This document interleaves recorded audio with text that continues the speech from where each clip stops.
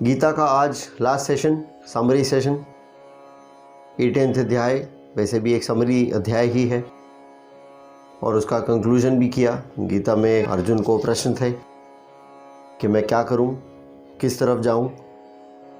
इस तरफ मेरे अपने हैं फैमिली वाले, इस तरफ मेरे को मेरा फ़र्ज़ बोल रहा है कि मुझे लड़ना है, पर मेरे को लग रहा है कि प्रॉपर्टी के लिए मुझे अपने लोगों को नहीं मारना है। वहाँ से ये स्टार्ट हुआ और वहाँ से आगे कृष्ण ने 2nd अध्याय में पूरा सब समझाया। तो बात ये हुई कि मैं शरीर नहीं हूँ, मैं तो आत्मा हूँ। ये लोग भी शरीर नहीं है अर्जुन, ये लोग तो पहले ही मर चुके हैं। तू तो अपना काम कर रहा है, तू काम कर, तू फल की चिंता मत कर। अब ये बात अर्जुन को समझ नहीं आई। 2nd अध्याय के बाद भी वो बैठा ही रहा, उठा ही नहीं। फिर उसके बाद आगे के अध्यायों में कर्म योग के बारे में बात हुई और 2nd अध्याय से ही कर्म योग और ज्ञान योग दोनों स्टार्ट हो गए और उनकी आगे डिटेल में बात हुई और फिर लास्ट में भक्ति भाव की भी बात हुई। इस तरह से समझाते समझाते फाइनली कृष्ण जो है अभी 18th अध्याय पे आए हैं और उसमें क्या हुआ उसके बारे में भी हमने बात किया ही है पहले। उसका जो विडंबना है वेद व्यास का, उसके ऊपर भी हमने बात किया है और हमने उसको देखा कि हम उसको अपनी लाइफ में कैसे अप्लाई करें। अर्जुन के साथ क्या हुआ, उससे हमें क्या लेना देना है। हमको ये देखना है गीता मेरे काम आ रही है कि नहीं आ रही है, क्योंकि ये हमने समझ लिया कि गीता को रिलीजियस तरीके से पढ़ने से काम नहीं होगा। हम ये समझें कि भगवान खुश हो जाएंगे तो भगवान भी खुश नहीं होंगे, क्योंकि गीता में अलग अलग जगह पर ये समझा दिया है कि गीता के प्रवचन से कोई फ़ायदा नहीं है या कोई भी शास्त्रों को खाली पढ़ लेने से कोई फ़ायदा नहीं है। ज्ञानी होने के लिए, ज्ञान योग के कॉन्सेप्ट से ज्ञानी होने के लिए आप मंदिर में जाएं और एक फूल अर्पण कर दें तो भी चलेगा, बजाय के सोना और बहुत सारा कुछ अर्पण करने के। आपका भाव क्या है, आपकी सिंप्लिसिटी जितनी है उतना ही ज़्यादा आप ज्ञानी हैं। इस तरह की कुछ अलग अलग भाषाओं में बात करके ये चीज़ को समझाया और सब डिटेल की हम बात कर चुके हैं। काफ़ी डिटेल में हमने ये समझा है कि गीता क्या है, गीता का रेलेवेंस क्या है आज की मेरी लाइफ में। चाहे वो कोरोना से हम परेशान हैं या ओवरऑल हमारे लाइफ में कोई ना कोई परेशानी है, उसको हम सॉल्व कैसे करें, उसको हम कैसे गीता को उस ज़माने की हज़ारों साल पहले के कॉन्टेक्स्ट को आज में कैसे समझें। तो ये तो हमने देखा कि गीता को हमको भगवान कृष्ण के एंगल से नहीं, अर्जुन के एंगल से नहीं, Ved Vyas as an author उनके एंगल से समझना है। वेद व्यास का प्रयास था कि शास्त्र में जो भी जब वेदों में और उपनिषद वगैरह में जो लिखा है आम आदमी को समझ नहीं आ रहा है, तो उन्होंने बड़े सुंदर तरीके से एक स्टोरी बनाकर वही चीज़ को समझाया। बहुत सुंदर, बहुत बढ़िया और बहुत इफ़ेक्टिव तरीका एक ऑथर का। तो उन्होंने वेद पढ़े हुए थे, वेदों को एक आम आदमी को समझाने की उनके एक छोटे बच्चे जैसी इच्छा थी। एक मन में एक सिंसियर ऑनेस्ट इंटेंशन था कि आम आदमी को भी समझ में आए ना। वो कोशिश करी उन्होंने, बहुत सुंदर कोशिश। पर ऑफ कोर्स इतना इजी होता सब कुछ तो ये कोशिश पहले भी कोई कर चुका होता।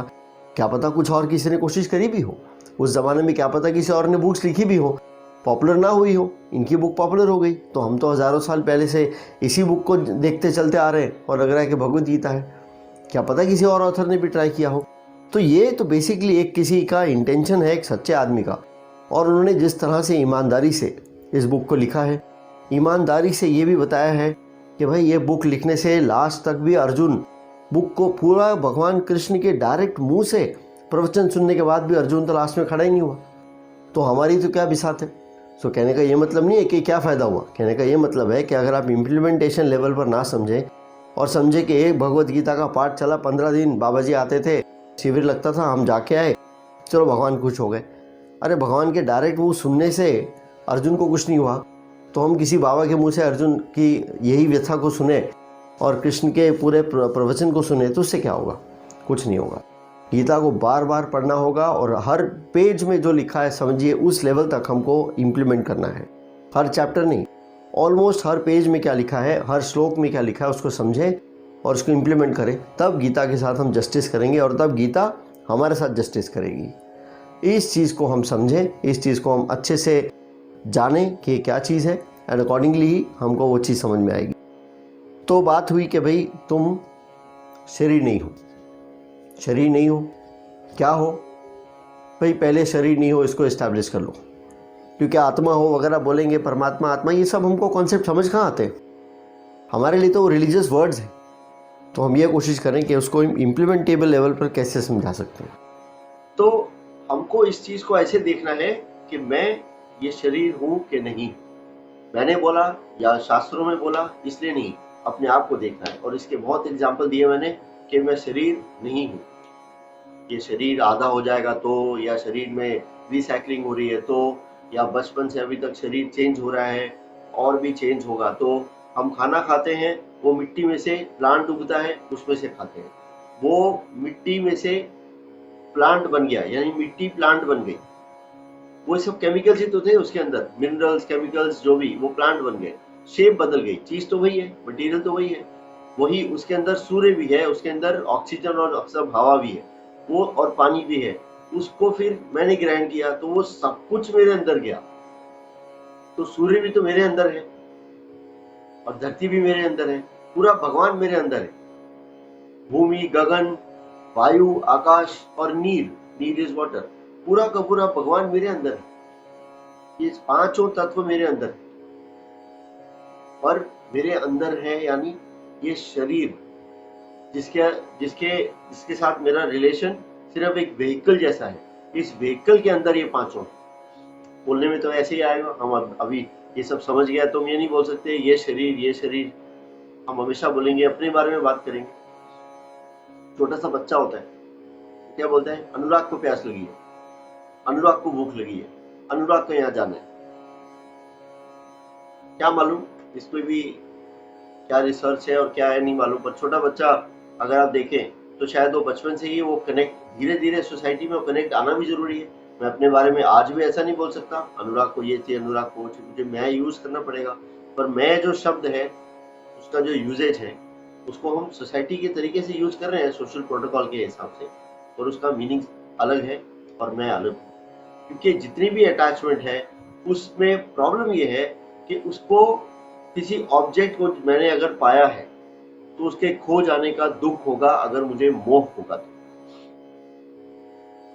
और ऐसे ही चीजें और पा लेने का भी इच्छा होगा, जिसकी वजह से भी, मोह की वजह से ग्रीड भी होगी और नेगेटिविटी भी होगी, पॉजिटिविटी भी होगी, पर वो दोनों आपस में बैलेंस करेंगे और इस शरीर के हिसाब से ही रिलेटेड रहेंगे, मेरे से रिलेशन नहीं।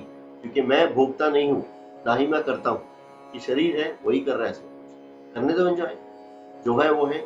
पर एटलीस्ट ये समझ में आ गया कि कर्मों की स्कीम में, लॉ ऑफ कर्मा के हिसाब से, पिछले कर्म, अभी के कर्म, आगे के कर्म, इसका कॉज एंड इफेक्ट तो होना ही पड़ेगा। अपने आप क्योस में हर कोई अपनी अपनी दुनिया में नहीं, हर पत्थर अपने अपने उसमें नहीं दौड़ रहे हैं, फेंक दिए सब पत्थर, कहाँ पहुंचे कहाँ गिरे, ऐसा नहीं है। ये एक सीक्वेंस में चल रहे हैं, जैसे प्लैनेट्स सीक्वेंस में चल रहे हैं, उसी तरह सीक्वेंस में चल रहा है। वो सीक्वेंस को कैसे डिफाइन करेंगे, तो यही समझ में आता है कि भाई अल्टीमेटली तो ऐसा होना ही चाहिए ना कि जैसा काम किया उसका रिजल्ट वैसा ही मिलना चाहिए। एक लॉजिकल, जो एक भगवान की हम पूजा या इज्जत भी इसलिए करेंगे ना कि अच्छा काम करने से अच्छा रिजल्ट मिले और बुरे को पनिशमेंट मिलनी चाहिए। पर वो लीनियर नहीं, हमने बात किया किसी जन्म में कोई काम होगा, किसी जन्म में उसका रिजल्ट मिलेगा, सेम टू सेम जन्म में सब कुछ क्लियर ऑफ नहीं हो। अच्छा क्लियर ऑफ हो या नहीं हो, पॉइंट ये है मैं तो करता नहीं हूँ। चलो ठीक है, इतना हुआ। अब आगे बात हुई गीता में 3 चीजों की, संन्यास, अपना ज्ञान योग जिसको संन्यास योग भी बोलते हैं, सांख्य योग भी बोलते हैं, कर्म योग और भक्ति योग। अब कृष्ण ने ये बोला कि अगर आपको निष्काम कर्म योग और ज्ञान योग नहीं समझ में आ रहा है तो भक्ति योग में आ जाओ। अब भक्ति योग क्या है? भक्ति योग है सरेंडर। भक्ति योग ये नहीं है कि वैष्णो देवी की यात्रा करनी है तो लेट लेट के ऊपर जाना है, अपने आप को तकलीफ दे के ऊपर जाना है। ये भी गीता में क्लियरली लिखा। जो लोग इस शरीर को मिसयूज करते हैं इस तरह से, वो तो बहुत गलत कर रहे हैं, बहुत गलत कर रहे हैं। बहुत स्ट्रांगली क्रिटिसाइज किया कृष्ण ने, या समझे कि वेद व्यास ने इस चीज को, कि शरीर को इस तरह से कष्ट नहीं देना है। उपवास वगैरह का नाम भी लिया है उसके अंदर कि एक उपवास अच्छी बात है, पर आप कष्ट देके उपवास करो वो ठीक नहीं, कष्ट नहीं देना चाहिए, सहज रूप से जो हो रहा है वो होना चाहिए। तो उस सब का ध्यान में रखते हुए अगर आपकी भक्ति किसी में आती है, किसी भी ईश्वर में, किसी भी, कृष्ण है, शिव जी है, अल्लाह है, जीसस है, कोई भी, तो भक्ति करें। अब भक्ति का भी ना, यहाँ पे हमारे समाज में हमने पकड़ तो भक्ति लिया क्योंकि ज्ञान और संन्यास सुख तो हमको समझ में आया नहीं ज्यादा, आत्मा वात्मा सब मुश्किल है बहुत, और निष्काम कर्म होता नहीं है। भाई कर्म करो तो इच्छा तो होनी चाहिए, तो वो चिंता भी होनी चाहिए, तो वो सब तो है नहीं, फल के बगैर कैसे करेंगे। तो भाई भक्ति योग तो मोस्टली लोग, और इस तरह से सिखाया समझाया गया ताकि मंदिरों वाले भी घर घर चलते रहे उनके। तो भक्ति योग, अब भक्ति योग में हिपोक्रेसी बहुत है, डबल स्टैंडर्ड्स यूज करते हैं हम लोग। भक्ति योग में क्या लिखा है, सरेंडर कर दो भाई फिर आप भगवान को। यहाँ भी बात वही है, देखिए वेद व्यास ने घुमा घुमा के बात वही करी, तुम सब कुछ सरेंडर कर दो। कर्ता भाव भी तो सरेंडर करोगे ना। बोलो कर्ता तो मैं हूं, और वहीं प्रॉब्लम हो जाती है। कर्ता तो मैं हूं भगवान, मैं गाड़ी तो खरीदूंगा अपनी, और सही करूंगा कि गलत करूंगा वो मेरा प्रॉब्लम है। मैं मंदिर में आके थोड़ा दान दे दूंगा, संभाल लेना थोड़ा सा। मैं एक कुर्सी लगवा दूंगा मंदिर में, एक पानी का टंकी लगवा दूंगा, पंखा लगवा दूंगा, मंदिर ही बनवा दूंगा, और बड़ा सेट होगा। सेटिंग वेटिंग कर रहा हूं मैं, संभाल लेना भैया, ये अपना आपस का सेटिंग। इस तरह की बात है। सरेंडर कहाँ है? विवेकानंद जहां पैदा हुए थे कलकत्ता में, जिस घर में, उसको भी एक मैंने शायद बात किया था पहले भी, आश्रम जैसे बना दिया है। वहां पे बड़े अच्छे अच्छे होर्डिंग लगे हैं। उसमें एक होर्डिंग में लिखा है, जो धर्म एक भूखे को, जिस धर्म को एक भूखे के लिए सिंपैथी नहीं होती और उस भूखे को खाना नहीं खिला सकता, वो धर्म मेरे काम का नहीं। और वो हिंदू धर्म के कॉन्टेक्स्ट में बोला था, बिकॉज वो पंडित लोग यूं तो अंदर इतना भक्ति भाव दिखाएंगे, बाहर आके वो बेचारा भीख मांग रहा है, उसको लात मारते, उसको टच कर दिया गलती से तो अनटचेबल बोल के उसको और बहिष्कार कर दिया, फिर से नहाना पड़ेगा मुझे। ऐसा क्या भक्ति भाव? तो आज भी, चलो वो जमाना था, आज भी यही है ना। आज मुझे लगता है ये सब शास्त्रों में जो लिखा है उस तरह से मेरा काम नहीं चलेगा भैया। मेरे को तो अपने तरीके से काम करना है। काम के समय ये सब चीजें नहीं चलती हैं। बाद में जाके सुबह सुबह निकलने से पहले अगरबत्ती कर लेंगे, शाम को भी या दिन में कभी भी ऑफिस पहुंचते ही अगरबत्ती कर लेंगे, और फिर दिन में जो है जो भी करेंगे वो करेंगे। और हमारे एक बॉस होते थे, इतना गाली गलोच, इतना गंदा, इतना प्रेशर, और हर थर्सडे भाई साहब हवन कराते थे घर में। मैंने कहा वाह। फिर तो उस टाइम तो खैर ये सब पढ़ा हुआ नहीं था, पर एक बेसिक इंक्विजिटिवनेस तो हमेशा से थी स्पिरिचुअलिटी की तरफ। तो मुझे लगता था ये बढ़िया है, सारा दिन गालियां निकालते रहो, प्रेशर, टेंशन, इतना स्ट्रेस। और उसको इक्वेट करने के लिए शायद हवन करते होंगे हर थर्सडे लेट आते थे, सुबह हवन होता था और घर में। ऐसे थोड़ी भक्ति भाव होता है, ये भक्ति भाव नहीं है। भक्ति भाव है सरेंडर कर दो, आप छोड़ दो सब, ये भक्ति भाव। ये भी तो काम होता है ये भी तो काम होता है। तो आप मंदिर में जा रहे हैं, आप मूर्ति के सामने लेट के दंडवत प्रणाम कर रहे हैं, सब वो प्रक्रिया, हमारी परिक्रमा करी मूर्ति की, पंडित जी से चरणामृत ले लिया, थोड़ा प्रसाद ले लिया, थोड़ा दान पेटी में वो डाल दिया, और ठीक है थोड़ी देर बैठ गए, मंदिर में आ गए। ये भक्ति भाव नहीं। भक्ति भाव है मंदिर गए या नहीं गए, सरेंडर, कि जो भी किया है मैंने भगवान तू संभाल लेना भाई, चाहे वो गलत भी किया हो। गीता में ये लिखा ना, कर्म करो अपना, उसमें गलत या सही जो भी है सरेंडर्ड भाव से करोगे तो वो सही है। गीता में ये लिखा, और सामने ये बात कि मैं जो कर रहा हूं वो तुम संभाल लेना भाई, जो मैं कर रहा हूं वो तेरी ही प्रेरणा है, और फिर सामने इक्वल टू भी तो करना पड़ेगा, जो भी भोगूंगा वो भी तेरी इच्छा से भोगूंगा, मुझे मंजूर है। ये वाला हमको नहीं चाहिए। चॉकलेट चाहिए, नींद नहीं चाहिए, ऐसे कैसे होगा? तो ये वेद व्यास भी बड़े अच्छे पॉलिटिशियन की तरह उन्होंने लिख दिया, जो तुम गलत करो सही करो सब मंजूर है, सब ठीक है। तुम गलत करो या सही करो, माइंडफुलनेस के साथ करो, गीता में ऐसा लिखा, माइंडफुलनेस के साथ करो तो वो सब मंजूर है। तो हमने ये भी बात किया था उन दिनों कि डाकू लोग जो होते हैं वो माता की, कई बार काली माता की या किसी और की बहुत भक्ति करते हैं और बाद में ये डकैती वकैती करते हैं। तो करो, कोई टेंशन नहीं है, पर जो भोगोगे वो भी भोगना पड़ेगा ना। 100% सरेंडर करके अगर ये बोल रहे हो कि मैं जो भी कर रहा हूँ संभाल लेना, तो भाई जो भोग रहे हो वो भी उसी की इच्छा मानो ना फिर। ये भक्ति भाव। लो जी, ये तो नई चीज पता चली, इक्वेशन ही चेंज हो गई। हम तो मंदिर जाते हैं मांगने के लिए, भगवान ये दे दे, भगवान वो दे दे, भगवान वो दे दे। और मैं हमेशा बोलता हूँ कि भैया मंदिर जा रहे हो भगवान भी टेंशन में आ जाएगा, फ्रस्ट्रेट हो जाएगा। ये जब आता है फिर मांगता रहता है हमेशा। कभी हाय हेलो बोले आए हो गए कभी भाई? हाँ, क्या है भाई? भगवान बढ़िया सब? कृष्ण को सखा की तरह देखा है कभी? भगवान बहुत तकलीफ है, कुछ संभाल ले, भगवान ये दे दे, भगवान वो दे दे, ये तकलीफ, भगवान ये दे दे, किसी से बाहर नहीं आते। कब भगवान से बिना कुछ मांगने के लिए, भगवान चाय पीने आए हो बस, तो चाय तो नहीं पियेंगे, चरणामृत पीने आए हो, पी के बैठ गए, कुछ नहीं चाहिए। क्या चाहिए बेटा? कुछ नहीं चाहिए, तुम्हारा दिया हुआ सब है भाई। अरे कुछ मांग ले ना, नहीं चाहिए, चाहिए नहीं। मैं बड़ा खुश हूँ, इधर को कुछ देना चाहता हूँ, जो देना है दे दो भाई, मेरे को कुछ नहीं चाहिए।